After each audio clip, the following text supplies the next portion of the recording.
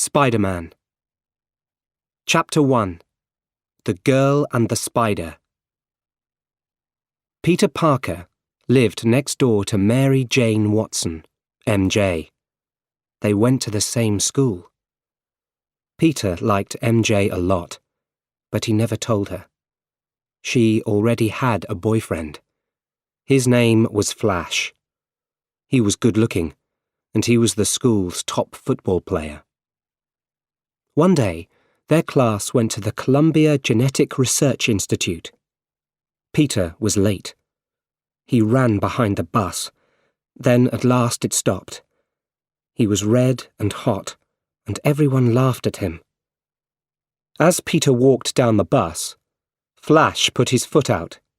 Peter crashed to the floor. Everyone laughed louder. The bus arrived at the institute. Harry Osborn wasn't on the bus.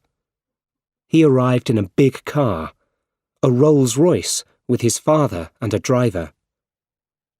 Harry was new to the school and he wasn't good at science. Peter was fantastic at science and he often helped Harry. They were good friends. "Peter, this is my father," said Harry. "Ah, the great scientist," said Norman Osborn. "I'm a scientist too. Your mother and father must be happy," said Mr. Osborn. "I live with Uncle Ben and Aunt May," said Peter. "Yes, they are happy." "Hey, you two," called the teacher. "Let's go." A woman took the class to see some spiders. "There are 32,000 different spiders in the world," she said. "And these 15 spiders are special. We took the best bits from 3 different spiders and put them together." "There are only 14, said MJ. "Oh," said the woman. "Maybe someone is doing some work on number 15. Peter took some photos of MJ with the spiders for the school newspaper. "Ow! What was that?" he thought. The back of his hand was red, and there, on the floor, was a spider. The spider. Spider number 15. "Parker, let's go," said the teacher. Chapter 2. The Special Gas. Norman Osborn arrived at Oscorp. Important buyers were there that day. First, they looked at Osborn's new glider. The glider worked beautifully. But the buyers didn't want the glider. They asked questions about Oscorp's special gas. "It makes you very, very strong," said Dr. Strom, Osborn's top scientist. "But it can also make you very angry and crazy," he said. "We need more tests." "The gas must be ready in 2 weeks," said the buyers. "We need it then." Norman Osborn and Dr. Strom were at Oscorp late that evening. "I'm going to test the gas. It must work." "No, Mr. Osborn," said Strom. "The gas isn't ready yet. Give me 2 more weeks." 2 weeks is too late, said Osborn. "Just start it when I'm ready." Osborn went into a special room. Strom closed the doors after him and started the gas. Soon, there was green gas everywhere in the room. Osborn tried to shout. Strom stopped the gas, but it was too late. Osborn was dead. Strom ran into the room. Suddenly, Osborn's eyes opened. He was a different man now. His body was very strong, and he was very angry. He took Strom in his hands. In seconds, Strom was dead. Peter had a terrible night. When he woke up, he thought, "Am I dead?" Slowly, he started to move. "No," he said. "I feel fantastic." His body was beautiful and very strong. He looked across the room. I can see much better too. This was a new Peter Parker. Later that day, Peter was in the lunchroom at school. MJ sat with Flash a few tables behind Peter. My hands feel different, Peter thought. He looked closer at his right hand. Suddenly, a line of spider webbing shot from his hand across the room. It shot onto some food on the next table. Peter watched the food fly across the room. It hit Flash. He turned and saw Peter.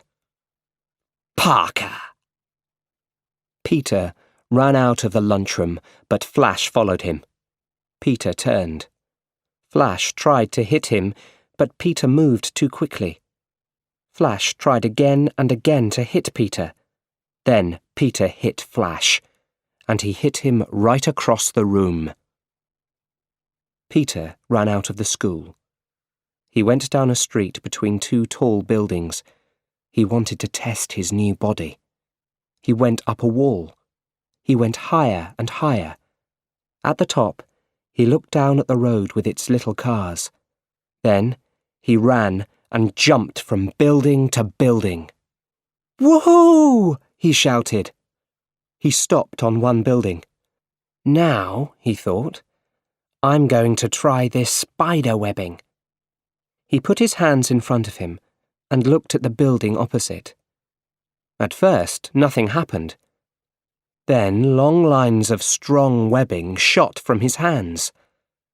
He took a line of the webbing and jumped. Woohoo! Now I can fly! Peter came home late that night. He heard shouts from MJ's house. He went into the garden. MJ's back door opened. MJ walked into her garden and saw Peter.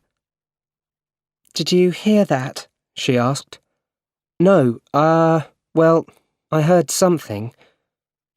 You can always hear us, right? Then she smiled. So, school finishes soon. What's next for you? I want to live in Manhattan. I want to be a photographer. What about you? Yeah, I'm going to live in the city too. I want a job on Broadway. You were great in all those school plays. I cried when you were Cinderella, he said. Peter, we were 6 then. A car stopped in front of MJ's house. It was new and cool, and it was Flash's car. MJ put on her party girl face and ran to the car. Chapter 3. The Worst Day. Peter thought a lot about MJ and about Flash's car. He wanted a cool car too. The next evening, Peter ran to the front door. He had some things in a bag. I'm going into town. I want to finish some schoolwork, he called. Wait, said Uncle Ben. Let's go in the car. Uncle Ben stopped the car. Thanks for the ride, smiled Peter. Let's talk, said Uncle Ben. I haven't got time right now. That fight you had at school, with Flash. I didn't start the fight, said Peter. I know, said Uncle Ben, but this is an important time. You're changing into a man. Be careful, Peter. With great power comes great responsibility. Peter was angry. He opened the car door. I know I'm not your father, said Uncle Ben. No, you're not, shouted Peter. Uncle Ben went quiet. See you here at 10 o'clock, he said. Sadly, Peter watched Uncle Ben's car drive away. Peter walked across the street to an old building. He went in and walked into a big room. There were many people there. They watched a fight with 2 men. One of the men was very big and ugly. His name was Bonesaw McGraw. He jumped on top of the other man, and the fight was over. A few crazy people wanted to fight Bonesaw for money. Peter wanted to fight him too. He needed the money. He took a costume and mask out of his bag. $3,000 for 3 minutes with Bonesaw, a man shouted. Let's hear a big shout for our next fighter. The man looked at Peter's costume, red and blue with spider webs. For Spider-Man! Everyone looked at Peter and laughed. Bonesaw had crazy eyes and a terrible smile. He was big and very strong. The fight started. When Bonesaw tried to hit Peter, Peter jumped right over him. Then Bonesaw hit Peter with a chair and Peter hit the floor. Then Peter jumped up and hit Bonesaw. He knocked him out. Everybody shouted and laughed. They loved it. After the fight, Peter went for his money. The man gave him $100. $100? said Peter. It's $3,000, not $100. It's $3,000 for 3 minutes. Your fight was only 2 minutes. I need that money, said Peter. Not my problem, said the man. Peter walked away angrily. Then there was a shout behind him. Hey! Stop that man! He's got my money! A man with white hair ran to a door and out of the building. Why didn't you stop him? The man asked Peter. Not my problem, said Peter. A few minutes later, Peter was in the street. Some people were around the body of a man. Peter walked through the people. He saw Uncle Ben on the road. What happened? asked Peter. It's my Uncle Ben. Someone shot this old man and took his car, said a woman. Peter looked at the body. Uncle Ben, he cried. Uncle Ben! Uncle Ben opened his eyes. Very quietly he said, Peter. And then he died. We can see the car. It's on 5th Avenue, said the police radio. Peter ran between 2 buildings. He put on his costume. He went up one of the buildings. He used his webbing and jumped from building to building. Very soon, he was on 5th Avenue. Then he saw Uncle Ben's car. He jumped on top of it. Smash! He put his hand through the front window. Ah! cried the driver and crashed the car. Peter followed the driver into a dark old building. Peter had the man in his hands. The man turned to the light and Peter saw his face. It was the man from the Bonesaw fight, the man with white hair. It was the worst day of Peter's life. Chapter 4. An Old Life Ends. Life was quiet after Uncle Ben died. Peter and Harry worked hard at school, and soon their last year was over. Everyone's family came to school on the last day. Good news, Peter, Harry said. My dad bought a flat for me in Manhattan, and there's a room for you. That's great, said Peter. Then Harry's father arrived. You did it, Mr. Osborn said to Harry. He was a little surprised, but also very happy. Good work. Then he turned to Peter. And Peter, the best science student in the school. That's fantastic. Mr. Osborn looked at Peter. Life isn't easy for you right now, he said. Try to enjoy the day. It's the start of something new. Then he smiled. You're almost a brother to Harry. That makes you family. Peter smiled back, but he was frightened. His spider sense, saw something terrible in Mr. Osborn's eyes. Harry saw MJ and Flash. MJ didn't look happy. Flash looked very angry. Then Flash walked away. "It's over for MJ and Flash," thought Harry. "Good." Later that day, Peter sat quietly at home. He thought about Uncle Ben, and he started to cry. Then he remembered Uncle Ben's words. "With great power comes great responsibility." Something in Peter woke up. "I'm strong," he thought, "and I'm a good person. I must help other people. Uncle Ben was right." Chapter 5. A New Life Starts. Spider-Man worked very hard. Every day, terrible things happened in New York. Every day, Spider-Man helped people. Soon, Spider-Man was big news in New York. All the newspapers had stories about him.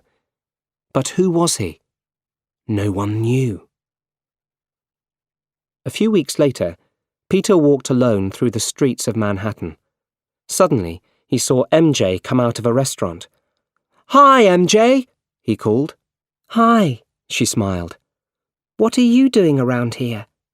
"I'm looking for a job," he answered. "What about you?" I'm working on Broadway now," she said. "Hey, that's great, MJ. You're living your dream."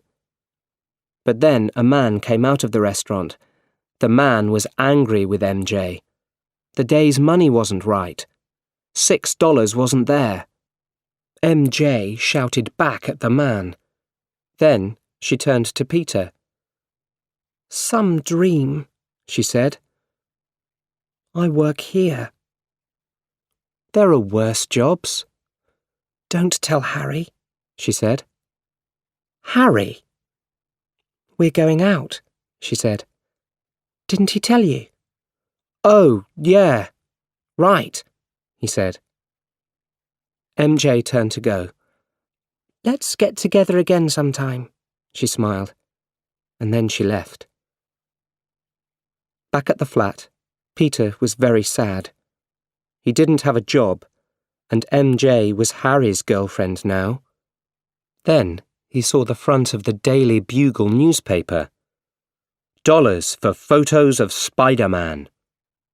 Peter smiled. "I know just the right man for the job," he thought. Chapter 6. The Photographer. The next morning, Peter went out with his Spider-Man costume and his camera. When bad things happened on the streets of New York, he put his camera up high. Then Spider-Man did his good work, and the camera took the pictures. Mr. Jameson looked quickly at Peter's photos. He was the top man at the Daily Bugle newspaper. He loved the pictures, but he didn't say it. "You can have $200, he said. "That's not much," Peter answered. "OK, $300, said Mr. Jameson. "And bring me more."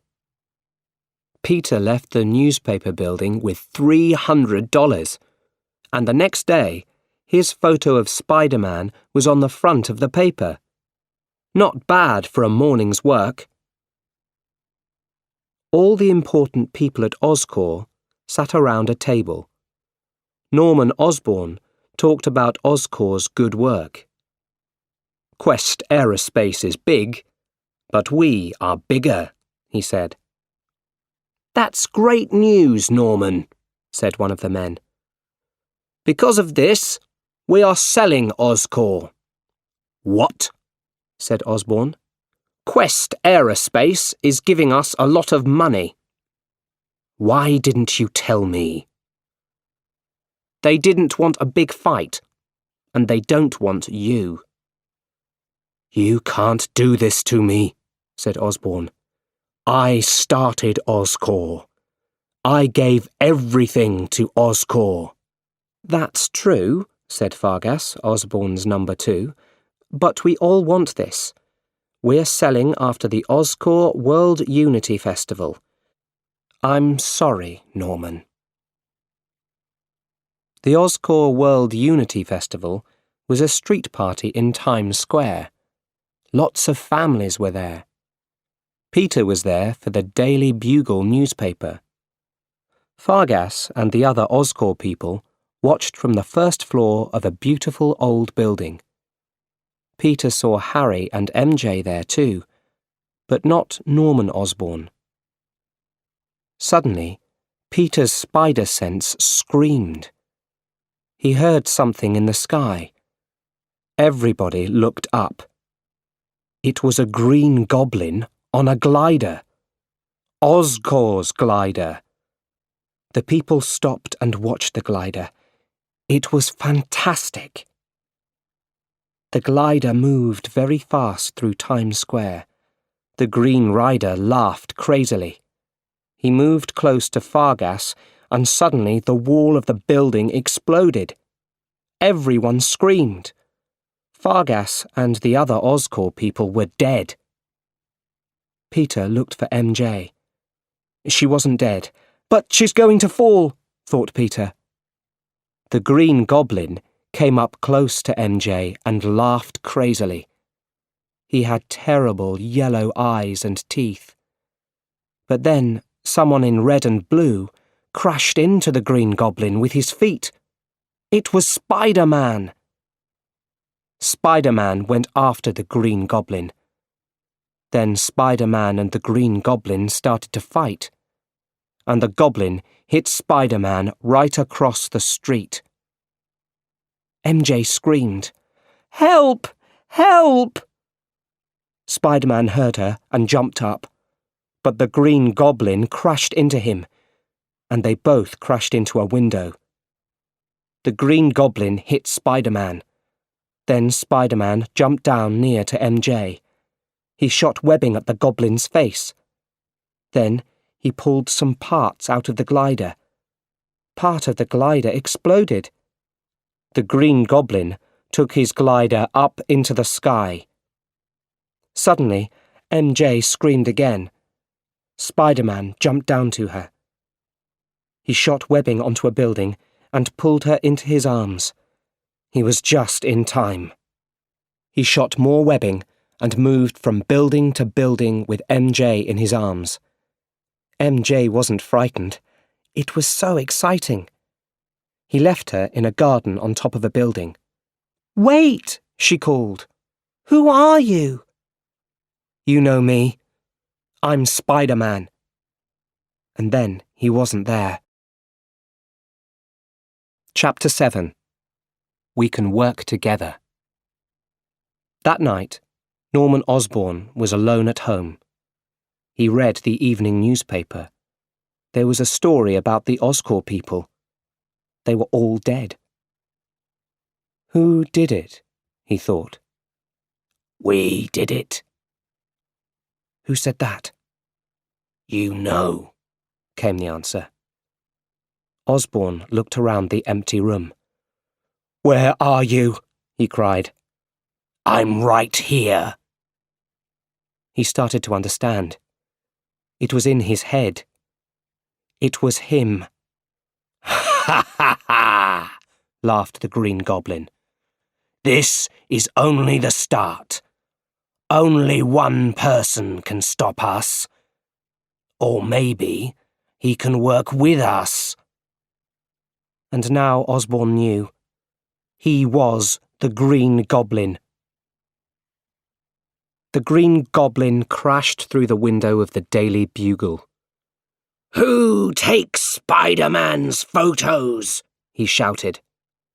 His hands were around Mr. Jameson. Suddenly, Spider-Man was at the window. "Put him down!" he shouted. But the Green Goblin shot sleeping gas into Spider-Man's face. Then he put Spider-Man on his glider and left the building quickly. A little later, Spider-Man opened his eyes. He was on top of a tall building. "Wake up, Spider-Man," the Green Goblin said quietly. "You're not dead, but you can't move. You are very special, Spider-Man. You and I are not so different," he said. "We can work together." He jumped onto his glider. "Think about it," he said. A week later, Peter went to find MJ. She came out of a building on Broadway. "Hey, MJ," called Peter. "It's me again." "Hi, Peter." "Did they give you the part?" asked Peter. "They didn't like me," said MJ sadly. "Let's go for a burger. You can have anything. Up to $7.84. MJ laughed. "I'd like that," she said. "Oh, but I'm going out to dinner with Harry. Come with us." "No, thanks," said Peter. MJ turned and walked away. It started to rain. She knew a quick way and walked down a dark street. Suddenly, 4 men were around her. She hit one, and then another. And suddenly he was there. Spider-Man shot webbing at the 4 men. He pulled them back from MJ. The men hit him, but Spider-Man was stronger. The men ran away, and Spider-Man jumped onto a wall. He came down the wall head first. "You saved me again," said MJ. "You are fantastic. I want to thank you this time." MJ moved close to Spider-Man, and they kissed slowly. Suddenly, the world stopped. It was a fantastic kiss. On Thanksgiving Day, Peter was on 6th Avenue. A tall building was on fire. "My little boy's in there!" a woman screamed. Spider-Man jumped up into the building. He saved the boy and gave him to his mother. Then they heard another scream. "There's someone still up there!" a woman shouted. Spider-Man jumped back into the building. "Where are you?" he called. Then he saw an old woman. The woman turned around. It was the Green Goblin. "You," said Peter. "So, Spider-Man," he said. "Are we a team or not?" "Not," said Peter. "No one says no to me," shouted the Green Goblin. He hit Spider-Man hard, but Spider-Man jumped and hit him back. Then there was an explosion. Spider-Man jumped out of a window and back into the street. MJ, Aunt May, and Norman Osborn were with Harry at his flat. It was time for Thanksgiving lunch. Peter walked in the door. "Sorry, I'm late," he said. Everyone sat down at the table. Mr. Osborn looked very closely at Peter. Their eyes met for a few seconds. Then Mr. Osborn jumped up from his chair. "I must go," he said quickly. "I'm sorry, everyone." Harry followed his father out of the flat. "What are you doing?" he asked angrily. "What about MJ? She's important to me." "Harry, please. Look at her. Beautiful girls only like rich men for their money. Have fun with MJ, and then forget her." The others heard everything. Mr. Osborn left and Harry came in. "Well, Harry, you didn't say much for me, did you?" said MJ. "Your father said some terrible things." "My father's a great man. You don't know anything about him." MJ walked to the door. "I'm sorry, Aunt May," she said. Then she walked out and closed the door behind her. Chapter 8. The Last Fight. Late that night, Aunt May was alone in her bedroom. She looked at a photo of Uncle Ben. Suddenly, the bedroom wall exploded. The Green Goblin was there on his glider. He looked at her with his terrible yellow eyes and laughed crazily. Peter ran to Aunt May's room at the hospital. She wasn't dead. Her face was white, and she cried out, "Those terrible yellow eyes!" "What happened?" shouted Peter. But no one answered. Peter stopped for a second. Then he understood. "He knows," he thought. "The Green Goblin knows Aunt May. He knows Peter Parker is Spider-Man." Peter sat by Aunt May's bed all night. The next day, MJ came to the hospital. "How is she?" she asked Peter. "She's going to be okay," said Peter. "Did you talk to Harry?" "No, I didn't. The thing is, I'm in love with, don't laugh, Spider-Man." In her bed, Aunt May opened her eyes and listened. "Oh, him," said Peter. "Well, he is very cool. I know him a bit. I take photos of him." "Does he talk about me?" "Yeah, I talked to him about you. Once I said, 'You know, Spider-Man, the great thing about MJ is you look into her eyes and you feel stronger, excited, but frightened at the same time.'" "You said that?" MJ smiled and took Peter's hand. Aunt May heard everything, and she smiled too. The door opened quietly, and Harry came into the room. MJ pulled her hand away, but it was too late. They all knew.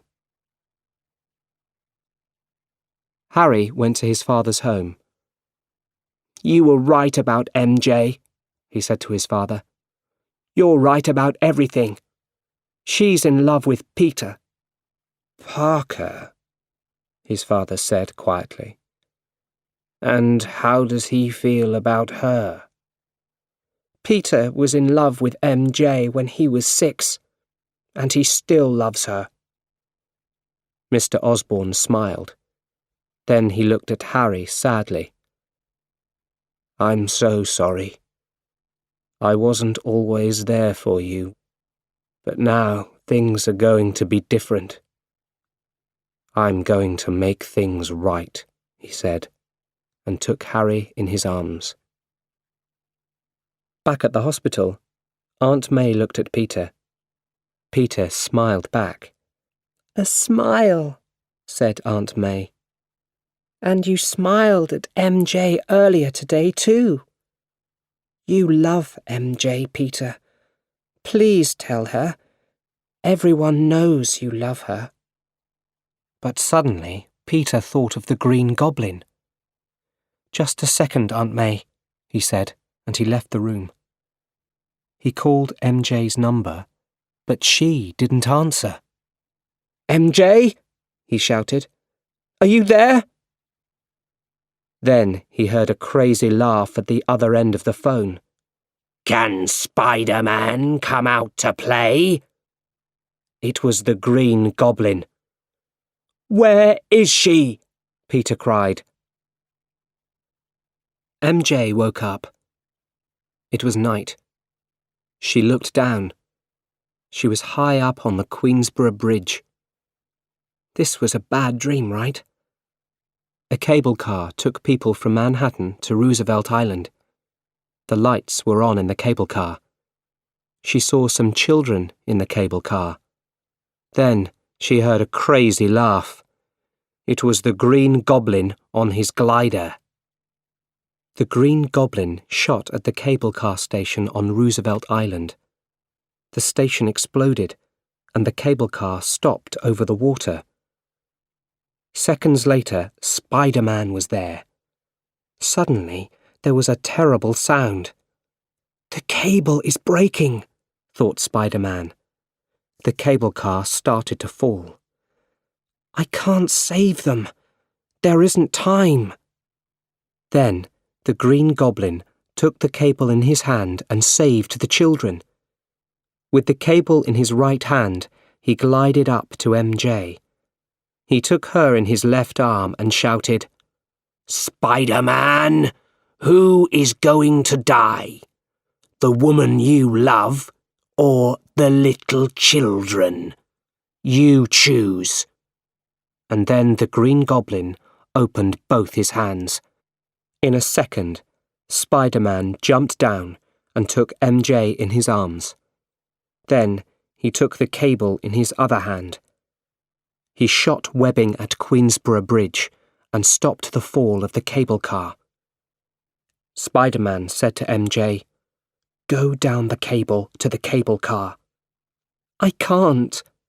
"Yes, you can, MJ." Slowly, she went down. Peter turned, and the Green Goblin crashed into him. The Green Goblin laughed and turned the glider. "It's time to die," he cried, and glided fast back under Queensborough Bridge. And then, something hit the Green Goblin. The glider went around and around crazily. The people on the bridge shouted at the Green Goblin and hit him with bits from the bridge. Carefully, Spider-Man put the cable car down onto a big boat under the bridge. The Green Goblin shot a cable around Peter's body.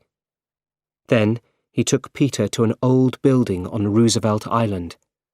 There he hit Peter again and again. "I'm going to finish MJ very slowly," said the Green Goblin. Peter looked up. He was angry. He hit the Green Goblin hard again and again.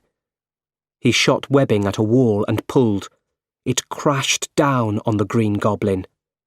At last, the fight was over. "Peter, stop!" the Green Goblin cried. "It's me." He pulled off his mask. The tired face of Norman Osborn looked at Spider-Man. "Mr. Osborn," said Peter. "Peter, those Oscorp people are dead because of you." "No, that was the Green Goblin, not me. You can save me, Peter. I'm like a father to you. Give me your hand." "I had a father. His name was Ben Parker." Peter's spider sense was working well. "I can feel the glider behind me," he thought. Suddenly, he jumped up high. The glider moved very fast. It glided right through Norman Osborn's body. "Peter," said Mr. Osborn before he died, "don't tell Harry." Spider-Man took Mr. Osborn's body back to his house. Harry came into his father's room. He saw Spider-Man and the dead body. "What did you do?" he shouted. But Spider-Man left quickly through the window. Chapter 9. MJ's Surprise. Harry was very sad and alone. Aunt May, MJ and Peter were there. Everyone was in black. "I'm so sorry, Harry," said Peter. "It's difficult without a father, I know." "It was Spider-Man," said Harry. "My father is dead, and Spider-Man must pay." Harry looked at Peter sadly. "You're the only family I have now." A little later, MJ and Peter talked together under some trees. "Peter," said MJ, "I almost died on that bridge. But I thought about someone, and it wasn't Spider-Man. It was you, Peter." Peter smiled. "Really?"